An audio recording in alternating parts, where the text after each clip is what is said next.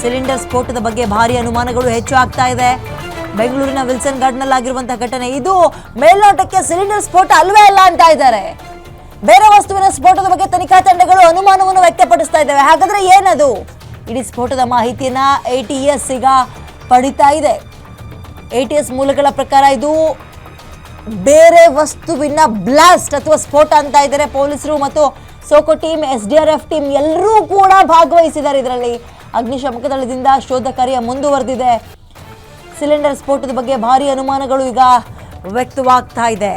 ನೋಡಿ, ಬರೀ police team ಮಾತ್ರ ಇಲ್ಲಿ ಭಾಗಿಯಾಗಿಲ್ಲ. ಮೇಲ್ನೋಟಕ್ಕೆ ಇದು ಬರೀ ಸಿಲಿಂಡರ್ ಸ್ಫೋಟ ಅಲ್ಲ.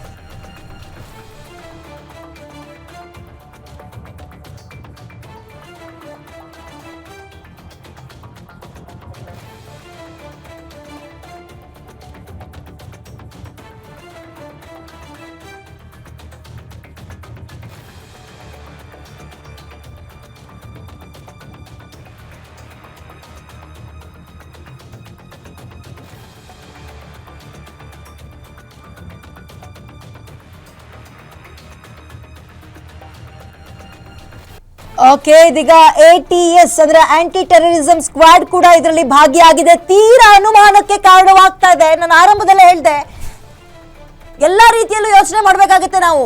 ಬಹಳ ದೊಡ್ಡ ಮಟ್ಟದ ಸ್ಫೋಟ ಆಗಿದೆ ಇಲ್ಲಿ. ಪೊಲೀಸರು ಮಾತ್ರ, ಲೋಕಲ್ ಸ್ಟೇಷನ್ ನ ಪೊಲೀಸರು ಮಾತ್ರ ಬಂದಿಲ್ಲ, ಪೊಲೀಸ್ ಕಮಿಷನರ್ ಭಾಗಿಯಾಗಿದ್ದಾರೆ. ATS ಅಂದ್ರೆ ಆಂಟಿ ಟೆರರಿಸಂ ಸ್ಕ್ವಾಡ್ ಕೂಡ ಇಲ್ಲಿ ಭಾಗಿಯಾಗಿದೆ. ಏನು ಎತ್ತಂತ ತನಿಖೆಯನ್ನ ಮಾಡ್ತಾ ಇದ್ದಾರೆ. ರಾಜ್ಯದ ಮುಖ್ಯಮಂತ್ರಿಗಳು ಕೂಡ ನೇರ ಖುದ್ದಾಗಿ ಆ ಜಾಗಕ್ಕೆ ಹೋಗಿದ್ದಾರೆ. ಹಾಗಾದ್ರೆ ಏನಾಗಿದೆ? ಸಿಲಿಂಡರ್ ಸ್ಫೋಟ ಅಲ್ಲ ಅಂತ ಇದ್ದಾರೆ. ಬೇರೆ ಏನ್ ಬ್ಲಾಸ್ಟ್ ಆಯ್ತು? ಹಾಗಾದ್ರೆ ಸ್ವಾತಂತ್ರ್ಯ ದಿನಾಚರಣೆಗೂ ಇದಕ್ಕೂ ಲಿಂಕ್ ಮಾಡ್ತಾ ಇಲ್ಲ ನಾನು, ಬಟ್ ಅನುಮಾನಗಳಂತೂ ಕಾಡ್ತಾ ಇದೆ. ಇವತ್ತು ಇಂಡಿಪೆಂಡೆನ್ಸ್ ಡೇ ಅಲ್ವಾ?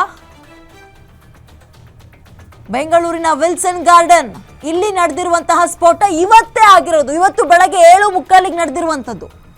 ಸಿಲಿಂಡರ್ ಸ್ಫೋಟದ ಬಗ್ಗೆ ಭಾರಿ ಅನುಮಾನಗಳು ವ್ಯಕ್ತವಾಗ್ತಾ ಇದೆ. ಪೊಲೀಸರ ಜೊತೆಗೆ ಇದೀಗ ಆಂಟಿ ಟೆರರಿಸಂ ಸ್ಕ್ವಾಡ್ ಕೂಡ ಪಾಲ್ಗೊಂಡಿದೆ. ಇದರಲ್ಲಿ ಅನುಮಾನಗಳು ದಟ್ಟವಾಗ್ತಾ ಹೋಗ್ತಾ ಇದೆ.